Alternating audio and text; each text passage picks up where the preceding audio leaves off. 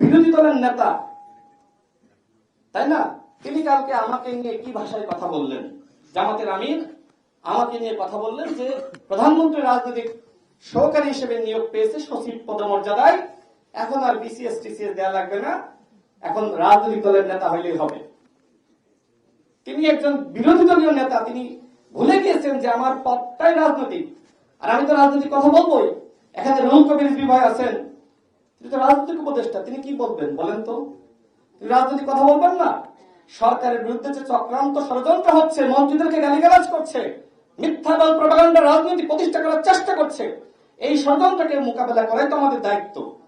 সুতরাং আমাদেরকে যদি এই ধরনের কথাবার্তা বলেন এবং আপনারা এত বড় পর্যায়ে থেকে এই সহজ জিনিসটা না বোঝেন, তাহলে আগামীতে রাষ্ট্র চালাবেন কিভাবে? ফেসবুকে সরকার গঠন করে রাষ্ট্র চালানো যাবে না। নির্বাচনের ফলাফল প্রকাশের আগে তো ফেসবুকে সরকার গঠন করেছিলেন এবং ডাক্তার শফিকুর রহমান প্রধানমন্ত্রী হয়েছিলেন। তিনি এখন বক্তব্য দিতে গিয়ে ভাবেন যে আমি তো আগামী প্রধানমন্ত্রী। সেই জায়গা থেকে এই ফেসবুকের প্রধানমন্ত্রী ডাক্তার শফিকুর রহমান এখন আবল তাবল বলছেন। তারপরে আরেকজন নেতা, মুক্তিযুদ্ধে তার অনেক ভূমিকা ছিল, কর্নেল অলি আহমেদ, তিনি গতকাল আমার মা বাপকে নিয়ে প্রশ্ন তুলেছেন। মায়ের এবং বাপের পরিচয় নাই।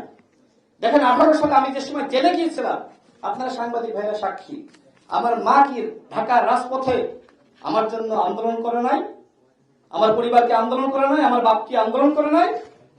18 সালে যদি কোটা সংস্কার আন্দোলন আমরা সফল না করতাম, আজকের বাংলাদেশে এই কর্নেল অলি আহমেদ আপনারা কথা বলতে পারতেন না, কথা বলার সুযোগ পেতেন না।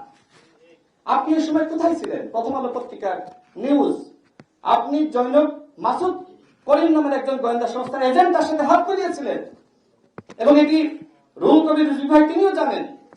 আমরা যারা ফেসিবাদ বিরোধী লড়াই করছিলাম, মূলত এক ধরনের আর্টিফিশিয়াল আন্দোলন তৈরি করছিল এবং সেই আন্দোলন বারবার ব্যর্থ করা হচ্ছিল, মূলত আমাদেরকে হতাশ করার জন্য, যে আন্দোলন করে তো আসলে শেখ হাসিনার পতন ঘটানো যাচ্ছে না।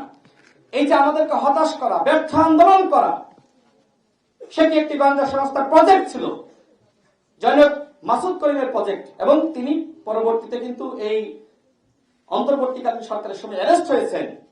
সেই গোয়েন্দা সংস্থার এজেন্ট মাসুদ করিমের হাতে যে পা দিল, যে লেনদেন করলো, সেই কর্নেল অলি আহমেদ আজকে আমাকে নিয়ে প্রশ্ন তোলে।